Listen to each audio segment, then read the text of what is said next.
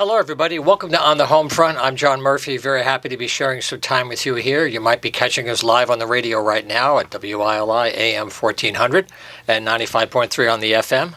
We're also on YouTube at the WILI channel. All of our afternoon shows are there with separate playlists. So On the Homefront is there. You can catch all of our shows. And the thing that we like about it is that you can get a link to watch these shows. Our guests can share their story with you anywhere through your phone. And we're very happy to be able to connect you with all the information our guests have here each week. We have another busy show this week. Later on, we're going to talk about Mansfield. They have a project underway now to create a cultural district, which is an economic development zone based on the arts all around the Mansfield area.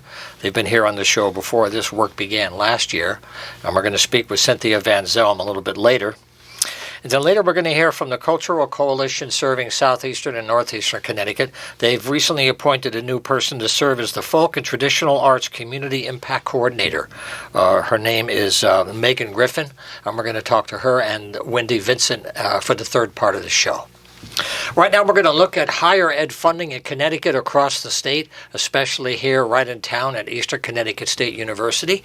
We have a faculty member and a student who are very involved in informing the public about the impacts of budget cuts and how higher ed has already been impacted. So we're sharing some time today for them to share information with you about what's going on behind the scenes. We have Kristen Morgan with us. She's a professor of design and media technology at Eastern, and she's the secretary for the AAUP chapter at Eastern. Kristen, it's good to have you back in the studio. John, it's always great to be with you. Yes, although usually we're talking about artistic events and performances. That's right. This is a bit closer to home today for the school as a whole, so it's nice to have you here to share that story. Thank you. We also have Jennifer Croughwell. She is an Eastern junior, and she's a student intern for the union, the AAUP, CSU. And she's helping students to learn about the impacts and to share their experiences. Jennifer, thank you for being here on the radio today. Thank you so much for having me. So maybe we could start with you as a student who's here to share what you've heard from other students as you do outreach, try to let students know what is happening in the process underway. Yeah. What kinds of things are you hearing, and what do you feel about a sense of optimism or more concern? What's the feeling? Definitely a lot more concern. Overall, there's that 5% tuition increase that's coming in. Yep. We had it last year. We're going to get another one this year. Students are really feeling that. It's about a $300 tuition increase, and we're feeling it. Students are being negatively affected by this, and they're worried that they're not going to be able to pay their student bills without, seeing that late fee come in, and that's another bill that they're going to have to pay for, or getting a hold on their account so they can't register for classes in the next year or get their housing set up. It's a real concern for students across that I've heard from different clubs, different sports, all over. Specifically, we're really worried about our classes being cut and the professors not being able to teach the amount of classes that we need to cover for our majors and our minors.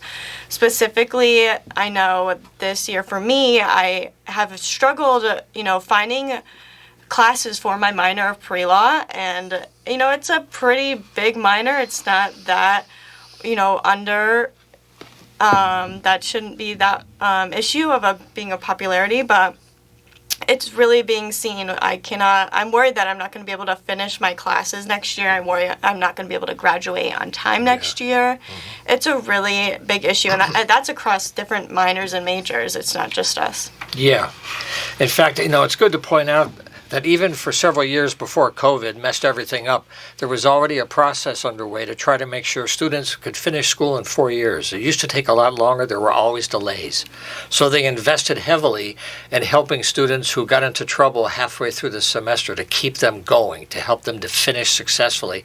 And Eastern had a very high rate for that, being very successful, actually, which shows you that if you invest in people, they'll get through a hard time and still graduate. So I guess my question for you is, when you think about students who say, I have 4 years to finish, but all of a sudden my course load is not available to me, and I have to flip courses, and sometimes you can't change semesters, right? Mm-hmm. So can you give any examples of actual situations where students have been impacted in their programs? Yeah. So when I was speaking to one of the students, she's a human rights and minor, and so Right. she's struggling currently to find those classes, those specific classes she needs to graduate for her minor. She is a senior this year, and she had to do a lot of course switching. She had to convince her professors, convince her advisor that, hey, these classes are not being offered to me right now. How am I supposed to finish? I want to graduate on time. I want to go attend law school. How am I supposed to do that when I can't, take the classes that I need to take when it's a requirement? Right. It's not like another elective option. That's right. Well, Kristen, let's bring you in now on the faculty side, especially you're part of the chapter secretary. What are you hearing on their side about these impacts in terms of their desire to support the system, make it work for students, but now all of a sudden the resources aren't there? Right, the resources aren't there. This is my 13th year at Eastern, and I've just seen the resources diminish each year. An example of what Jennifer is talking about is a few years ago we lost one of our professors in our department. He moved to another university, and he was never replaced. So now the students who were in his specialty, his area, are seniors, and they're not able to do the capstones that they're meant to be doing. So it's just it's like a big avalanche once these things start happening. We've had classes that have been canceled. No matter what the cap is, we have to have at least 9 students in the class for it to run. So there's, it's just a mess for students. And it breaks my heart to see them, come into my office and be panicking over trying to graduate, because an extra semester it's a lot of money. It's out of reach for a lot of our students, for most of our students. And they shouldn't have to. They should be able to graduate in 4. We have an Eastern in 4 plan to ensure that when students come in their first year, they're out of here in 4 years with the degree that they want to have. And so it's unfair to ask them to pay for another semester. Or it leaves them with more debt. Exactly. On top of what's already going to be there anyway. Exactly. Could you mention a term, though, in case people for higher ed, what a capstone is and why that's such a critical part of a student's total package to graduate? These capstones are real opportunities they can't miss. Exactly. So a capstone course is usually the final course that a student takes, and it's often hands-on work. A lot of the capstone work that we do in our department is work that's embedded in the community, so working with community agencies. And it's a chance for students to kind of put into practice all the things that they've been learning for the 4 years leading up to the capstone. And it's often they come out with a portfolio project, something to put on their resume. It's really important when they're going out to look for jobs that they have this capstone experience. And we're denying them that now because we can't fulfill that obligation. Yeah. In case you've just joined us on the Homefront, we're talking about higher ed funding in Connecticut, and especially here at Eastern and Willimantic. Speaking with Jennifer, do you share any information about a petition that's underway now? They're trying to have a way to quantify. People need numbers sometimes to show an argument, right? There's a petition process underway we should talk about. And also you mentioned maybe a website where people can learn more about the issues. Something to take away from our conversation today. Yeah, definitely. Yeah. So currently we're trying to get student signatures, faculty signatures to stop these tuition hikes, and so students can be able to afford to graduate on time. And we have that petition going. So far we have about 600 signatures, and hopefully it's growing. And that's just within the week. So we started this last week, and it's been growing ever since, and hopefully we'll get to 2,000 signatures hopefully soon. Is that your goal? Yeah? 2,000. Yep. Are the other CSU campuses doing something similar, maybe? Yes. They are. Mm-hmm. Okay. Definitely. Yep. Yeah. Yep, we have a lot of the other student interns, so make sure you try to figure out your student intern, who they may be. We can definitely get you connected if you go to the CSU-AAUP website. They definitely have a lot of resources on there, and what we're trying to fight for. They have the events that we are putting on. Specifically, we just had we did testimonies at the CT legislature. Yeah. A lot of students spoke on the issues that they're facing. I spoke on the issues that I was facing. I questioned the legislatures on why we are having to face these budget cuts and these tuition hikes when there's that $3.3 billion surplus in the state. Did you get an answer to that question at all? I was curious. No. I told them to think about it. Hopefully they'll get back to me soon. But yeah. I have to write that one down. Yeah. Okay. Well, it's a hard thing. There's a nice article in the Connecticut Mirror on February 20th that covers this whole issue. It's got some nice information. The Connecticut Mirror is a good source of information right now. There's a lot of journalism that's kind of limited these days, but they're doing a lot with higher ed and healthcare as well. Kristen, on the union side, do you have any sense of how the different campuses are talking to each other or trying to leverage anything they have to make a larger case? Because they're always arguing, well, everybody else has a critical need. You're talking about, other critical needs, and it's always triage. It feels that way, right? Right. So how are they finding a way to work together in some strategic process? Well, most of that is being done through shared governance. We have really strong shared governance at Eastern in the form of AAUP, and that's American Association of University Professors. Right. We have chapters on all 4 of the state college campuses, Right. and we work together to strategize and to mobilize students as well to come out and give testimony, and organizing days to go and speak with legislators and all kinds of things like that. So we're working really hard together through our unions. What do you think would be the best thing the public could do? People listening to us now, or maybe they read our article in the paper or somewhere, maybe they have a student in school, maybe they were a college kid themselves. But how can the public view this differently than just another budget fight? Because that's been going on a long time. Yeah. But these are different circumstances. Well, this is really crucial. Like, even if you don't have a student in college or you don't have a child at all, what you need to understand is that the CSU system is mostly made up of students from Connecticut. And these students are going to be, future lawyers, future doctors, nurses, entertainers. They're going to be the workforce of Connecticut. And if we don't invest in them now, then we're going to be very sorry in the future. It's a moral issue. Like, I see it as a moral issue. 44% of CSU students come from the least resource K through 12 districts in the state. Yeah. So we're underfunding them twice over by charging them exorbitant fees and tuition when they get to Eastern. So this is something that everybody has a stake in, not just if you happen to have a connection with one of the universities, because you want a well-educated workforce here in Connecticut, and we're going to lose that, and we're going to regret it. So, find out. If you don't know who your legislator is, find out. It's really easy to find out online. Send them a letter. Just say that you support increases in the CSU budget, and you support, the future of these students, the future of the workforce of Connecticut. It does become a class issue. And I think there are issues of equity and income distribution across the state between the Quiet Corner and the eastern half versus the Fairfield, other areas of the state. Not to be too simplistic, but when you look at the surplus that you're talking about, they're holding the guardrails because some people think if you let down the guardrails, there's so many unmet needs, it'll be an avalanche and they'll lose it, right?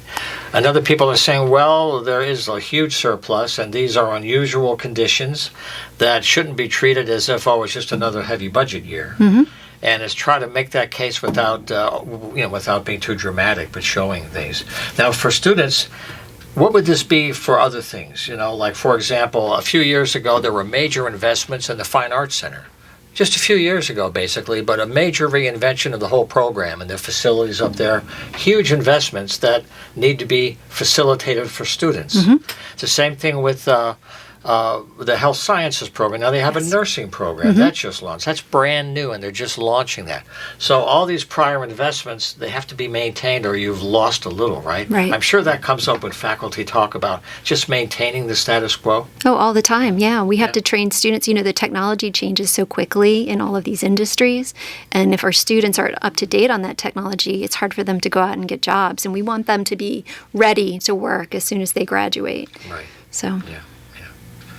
Okay, well, one more thing I want to do before we close is if you have any websites or any places people could go to learn more, we'll try to have folks back maybe in late April. As everything winds down, things might be a bit more concrete. Now you're still debating ideas and proposals and bills, but later on it's going to get a little, like the jello is going to firm up, so to speak, with all due respect.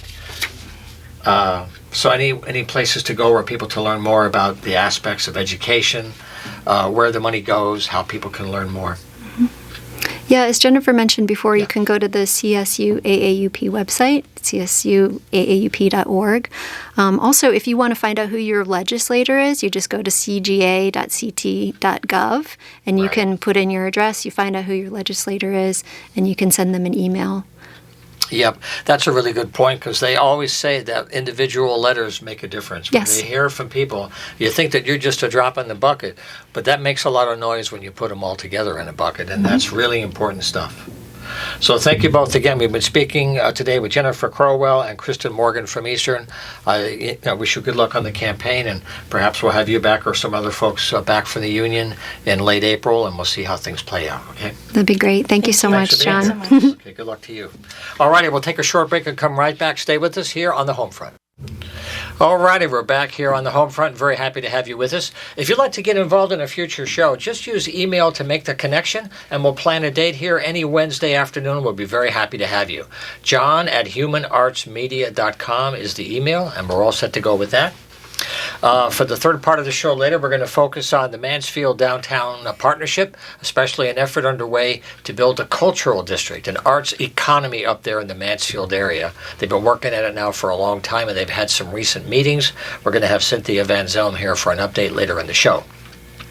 Right now, though, we are going to look at a major cultural information. Our regional service organization covering Tolland, Windham, and New London counties is the Cultural Coalition, serving southeastern and northeastern Connecticut.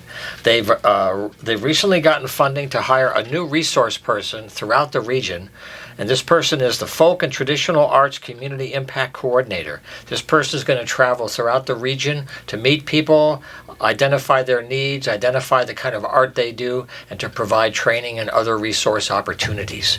We're speaking with Megan Griffin, who just got this job, as well as Wendy Vincent, who's the Executive Director at the Cultural Coalition, and we're going to feature that conversation right now. Right now, though, we're continuing our conversation about the Cultural Coalition, and now we have Megan Griffin with us today. She's recently joined their organization as the Folk and Traditional Arts Community Impact Coordinator.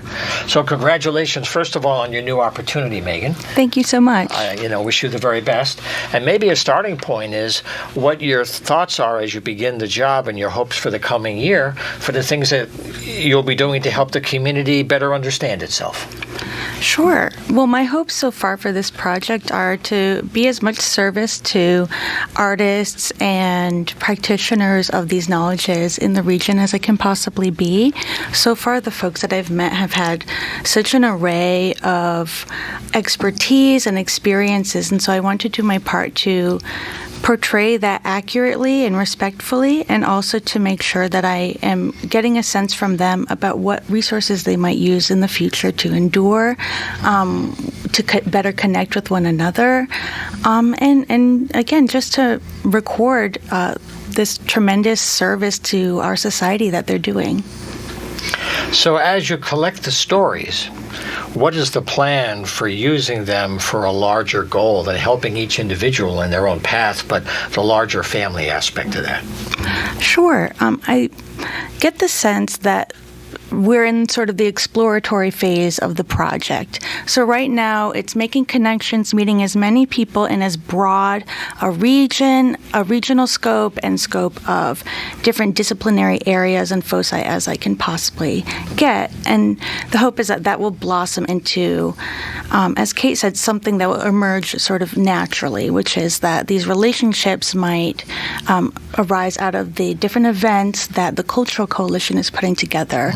Or that some of the artists might be interested in taking part in the apprenticeship program that the Connecticut Museum of Culture and History offers, or that some of these artists might benefit from the grants workshops that the Cultural Coalition offers, or perhaps that something completely new arises from bringing these artists into conversation with one another for the first time, because some of them are a bit more connected to the Connecticut sort of cultural milieu, and then some are, this is the first time they've been interviewed, this is the first time they've been connected to a nonprofit or cultural institution.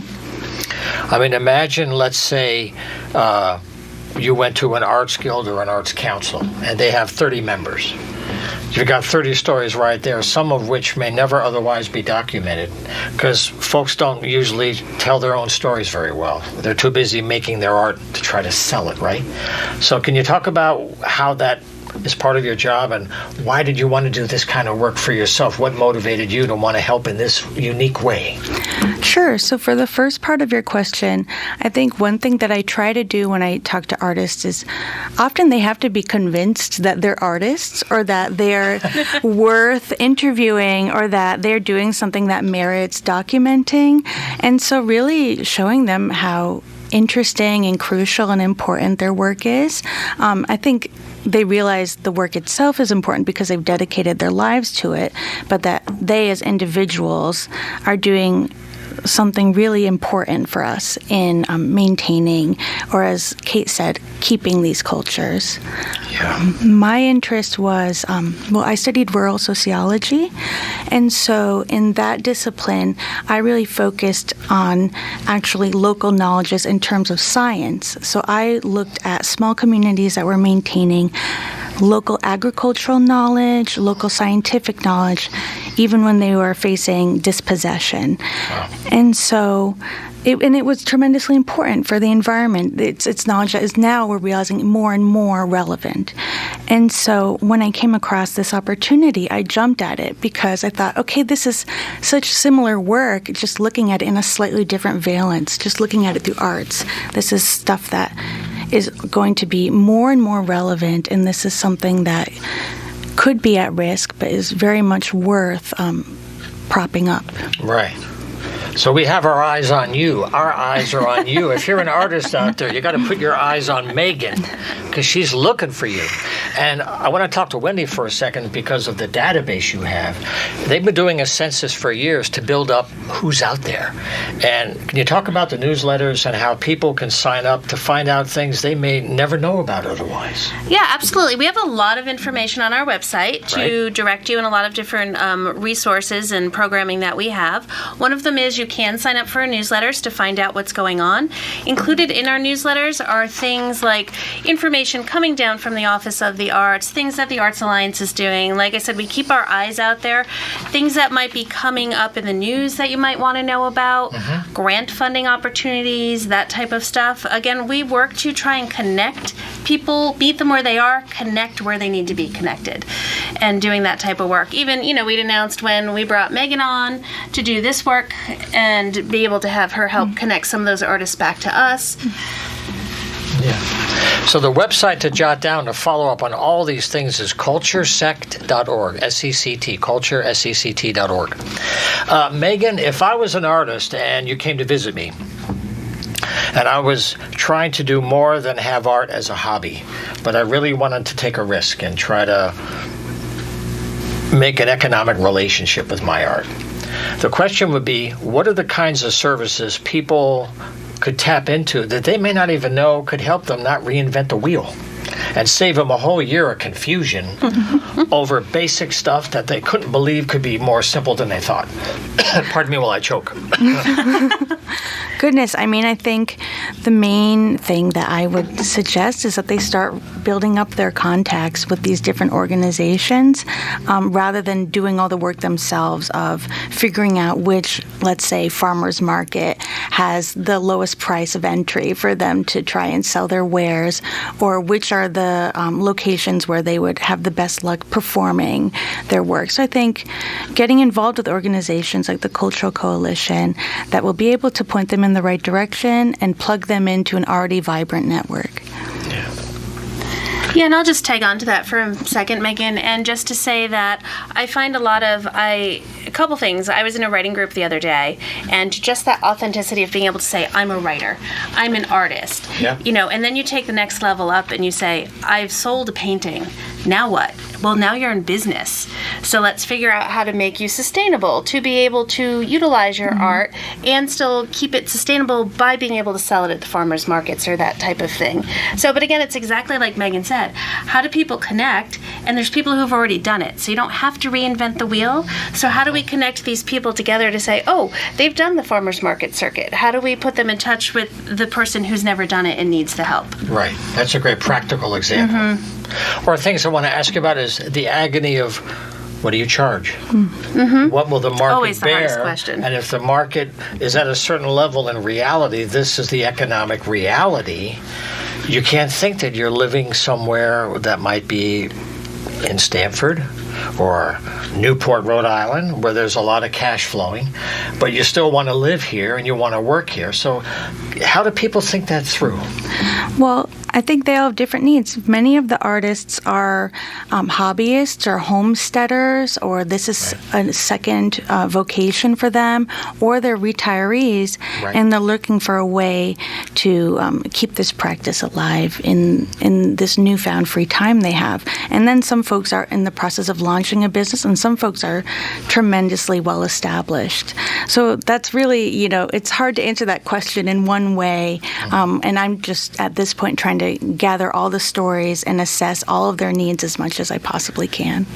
And that fact finding that Megan is currently doing now is what's going to help us and other organizations be able to support that they're doing. Like Megan said, are they just trying to keep a tradition alive? And it's not that they want to turn it into a business. That's a different conversation than with somebody who wants to turn it into a business. So by Megan gathering all this data, we can then figure out how to meet people where they are and help them.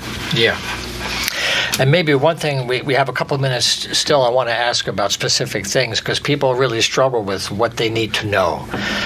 And there are workshops throughout the year on various aspects of managing the money, their creativity. Can you mention some of the topics that have been covered where people can try to break the mountain into manageable pieces and move ahead one step at a time and not feel overwhelmed, and it takes them a long time to get confident? Yeah, and I mean, it'll be interesting to see what Megan's finding in her research that people are needing too. But there's a lot of opportunities out there and a lot of training, but you just need to kind of know where to go to do it. Right. So there are opportunities out there for artists to learn how to do an artist statement. You need to have an artist statement to be able to do a business plan if you're going to create a business. You need to have that to be able to apply for a grant if you're looking for some grant funding. Right. A big question we get is, I want to be a nonprofit. How do I be a nonprofit? Or it's like, let's talk about the other side of it. What about being a for-business artist creative organization? So there's a lot of those questions that people have, and I think the struggle is just knowing where to find the information to answer those questions for them. Right. And I know from some other conversations that some artists look for a fiduciary sponsor. They're not qualified to be a nonprofit. Maybe they don't really want to go through all that legal stuff to become an entity that could receive a grant. But perhaps a nonprofit could sponsor their work. They would manage the money. They would report on it for how it was used. But they could be a home. Could you see how that works to give someone a chance? And when you have a sponsor like that, the challenge to that sometimes is when you have a sponsor, you can't necessarily apply for grant opportunity, because sometimes there's a box to check that says, do you already have a fiduciary sponsor? And then you can't apply for that particular grant. So those are all things just to be aware of, to work through as, again, there's a lot of different options and different ways to go about things. Sure. Sometimes you file with a fiduciary and you jointly file. You're their agent. You're the party that does the work that the grant is going through them to do. It's all a matter of how you define it. But anyway, I want to mention the website again, culturesect.org. Is there anything that you wanted to touch on, Megan, as an introduction to kind of break the ice? We hope to have you back once in a while. And when you come back, bring some artists. Because when I have the guilds on, or the arts councils, their members are also artists. They come on and talk about their art. So welcome to our area. And what do you think about your last thoughts? Well, thank you so much. I would be so happy to come back and bring some of the artists I've been talking with me. Sure. My email is impactcoordinatornect@gmail.com if anyone would like to get in touch with me for any aspect of the project. And I just want to echo what Kate and Wendy have been discussing about the relevance of the work that these artists are doing. And I think the increased relevance that I think this work will have going forward. I was talking just last week with someone who shears heritage sheep and then weaves and spins her own wool and then weaves it, and she was talking about how much more sustainable and how much more pleasant this is than getting some fast fashion that has microplastics in it. So I think these are things that for a changing world are going to be increasingly really relevant and really important. Yeah, I think the more people realize the working conditions of some of the people in the clothing industry and how they're living, they would think twice about buying some of that stuff. But that's another show. But thank you, Wendy, for being here. I wish you a good year ahead. We'll have you back for the coalition. And I'll look forward to seeing you next time too, Megan, okay? Thank you so much. All righty. Glad to have you back here on the Homefront. John Murphy here today with Cynthia Van Zelm. Cynthia is the Executive Director of the Mansfield Downtown Partnership. I've had her on the program occasionally over the years. There's a project happening right now that has been the subject of some recent programs about an effort to create a cultural district in the Mansfield Stores area. It's a special way to combine arts development with economic development and investment. And the town is going through a whole process right now to decide if they want to follow that as part of the future for the town. So, Cynthia, first of all, good to have you back in the studio. Great to be here, John. Thank you for having me. Right. Now, the last time that we spoke, you were in the middle of a series of meetings, November, December, January, for people to brainstorm and figure out what the town might do. So maybe one thing we could start with today is just to define what is a cultural district compared to someone's idea of what a downtown is. This is kind of defined, and this is an economic model that they're trying to look at. Yeah, right? So in 2019, the state legislature created cultural districts, and of course something happened in 2020, the pandemic. So lost a little bit of momentum, but then gathered momentum, and there are now 5 cultural districts in the state of Connecticut. And just for your listeners, so Ridgefield, Torrington, New London, Wethersfield, and Bristol. And the goal really, to your point, is to market arts and cultural attractions to visitors to really serve as an economic development and tourism marketing vehicle for a community. The state has particular criteria. One of them is that the district be walkable. And I can talk a little bit more about the process if you'd like me to. Yeah, because what's happening now is the town is trying to, well, they have to make a decision that they want to try. And then they have to raise to a higher level of approval, which means some investment as well. And now they're at the design stage and they're figuring out how they could do this the best way. So maybe they started the process, they had these meetings, they got a lot of input, a lot of opportunity for brainstorming.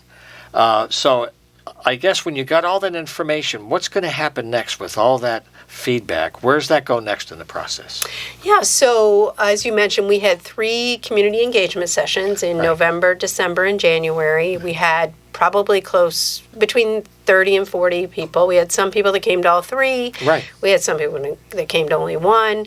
But a really great turnout. We were really pleased. And shout out to Wendy and Deb at the Cultural Coalition who helped work on this with us. So one of at the second meeting, folks identified where the cultural areas were in Mansfield. So it was a mapping exercise. That's right.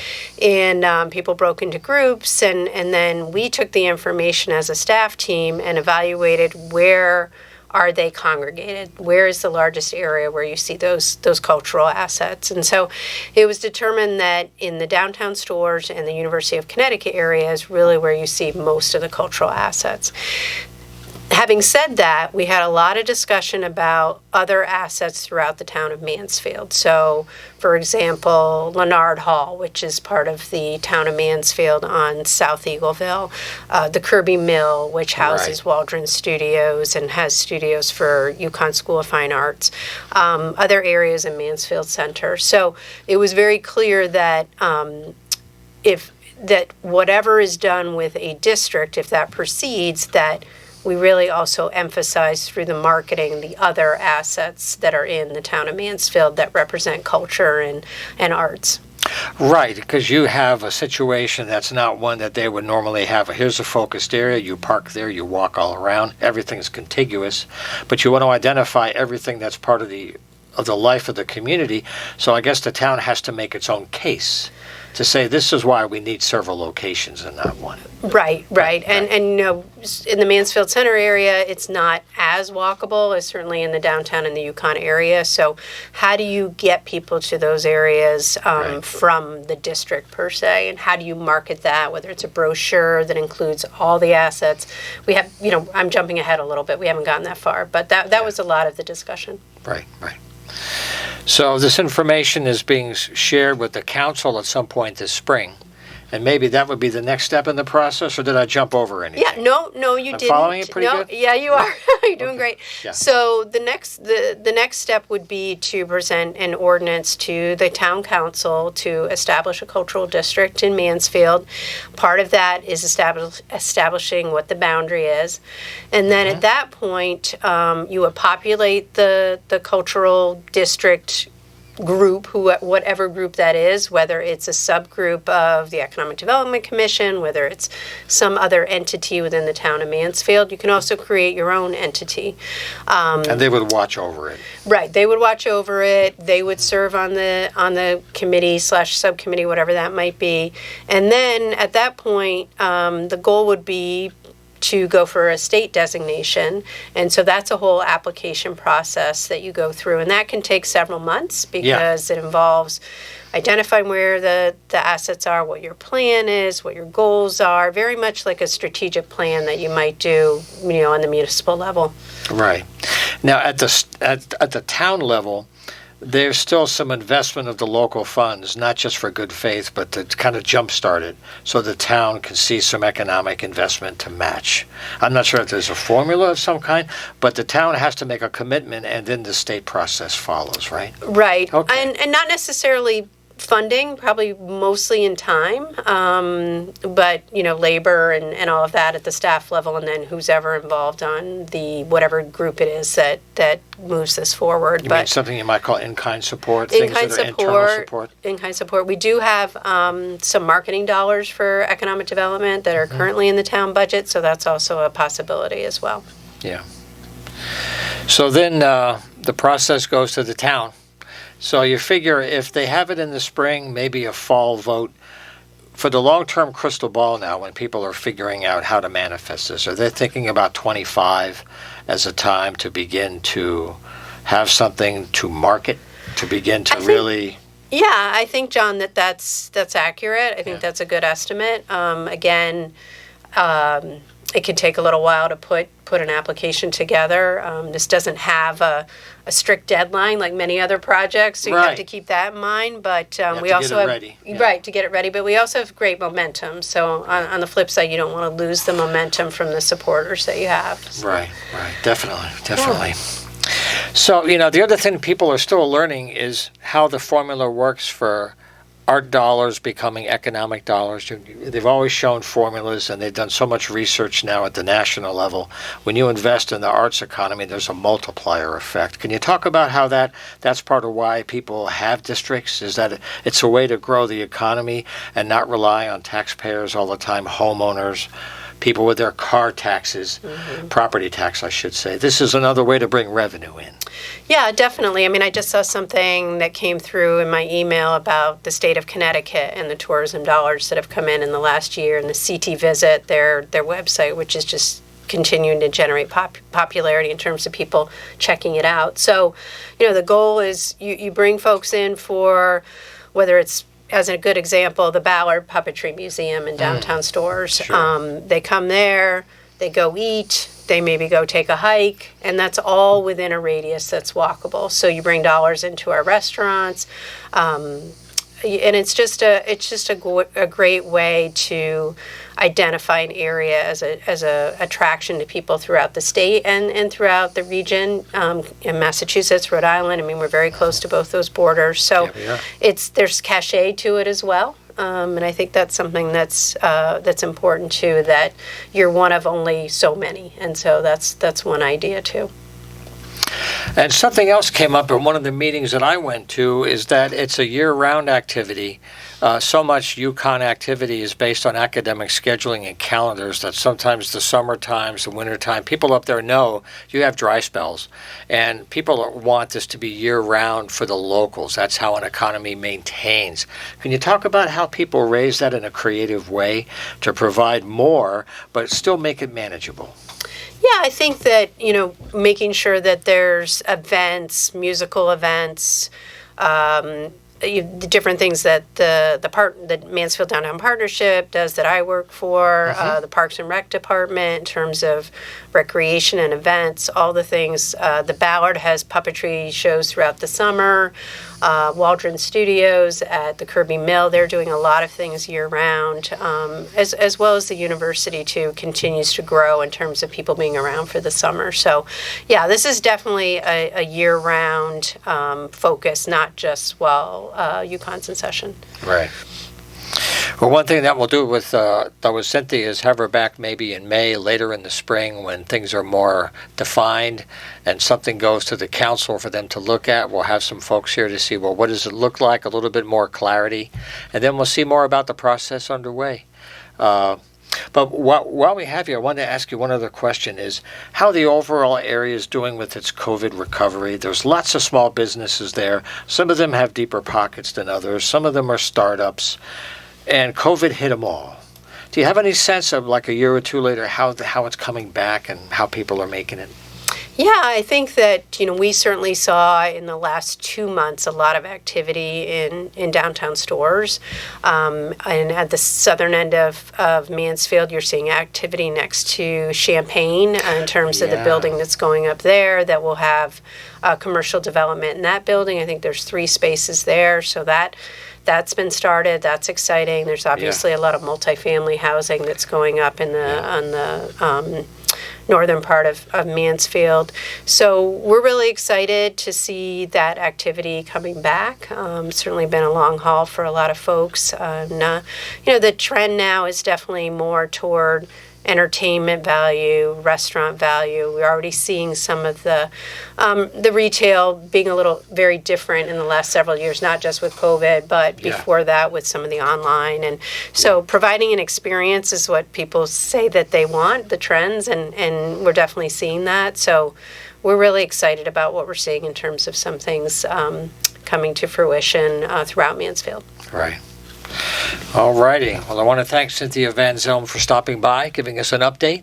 We'll look forward to having you back later in the spring. Thank you very much for being here today. Thanks for having me, John. Happy to come back later this spring. You bet. Okay. Well, we'll take a short break for a couple of messages. Don't go away. Stay with us here on the Homefront. All righty, folks. We're getting ready to wrap up with a few loose ends for today. I want to thank you for sharing your time during the year. I have some very nice news to share that in the next month, sometime in March, we're going to be expanding our show to WICH Radio covering Norwich and New London. So when we have our stories here, they'll be live on Wednesdays. They'll be on YouTube later. On Thursdays, they'll be down on WICH hitting the southern part of the state. So we have a much larger area to cover and more stories to include from down south as well as here. So we're moving ahead, and we're very glad to have that opportunity. Next week's program is already very busy. We're going to have people from the Community Foundation of Northeast Connecticut. They have a special program there, the Women and Girls Fund. They made a bunch of grant awards recently, and we're going to talk about that and how they're impacting families and people in the area. We're going to have WRCC back again, the Wyndham Regional Community Council. Jeff Beadle, the executive director, will be here with somebody talking about their housing programs. Housing, as you know, is a real difficult challenge today for a lot of us. They have a really good support service through WRCC. We'll talk about that here next week. And also we're going to have some music history looking at the Owsley Stanley Foundation. If you're a fan of the Grateful Dead, you know who Bear is. He is the sound wizard who created all these great recording techniques. Well, they're putting out 1,500 hours of unreleased recordings from Bear over the years through the Little Village Foundation. They have a new collection coming out now that documents San Francisco in 1971, and we're going to have some people from the foundation here next week to talk about that music. So anyway, if you want to get involved, John at humanartsmedia.com is the email. Feel free to shoot me a note. We'll share your news. Come on to the studio and join us anytime. So thank you again for your time, and we'll see you next week. Keep the faith.